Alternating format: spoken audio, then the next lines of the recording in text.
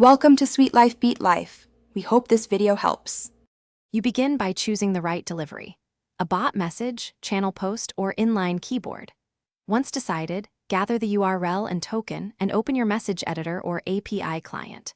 For immediate action, use a bot send message endpoint or the channel post composer.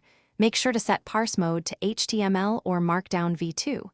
Doing this now lets you embed a labeled link, click here, rather than pasting long URLs, which improves clarity and click-through.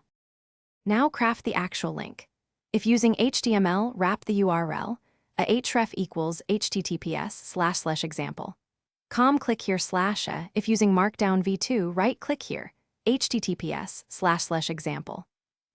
And escape punctuation as needed. For buttons, build an inline keyboard button with text and URL fields so the UI shows a tappable button. You must send via the API with parse mode matching your format, or paste the HTML in a channel composer that accepts format. Finish by sending a test to confirm behavior. You should see click here as tappable text or a visible button. If it's not clickable, make sure parse mode is correct, HTML tags are complete, or Markdown v2 characters are escaped. Also check that the URL starts with HTTP or HTTPS and the bot has permission to post.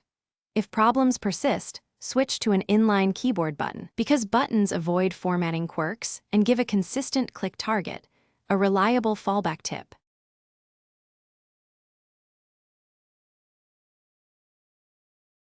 Thanks for watching. Consider subscribing if we helped you.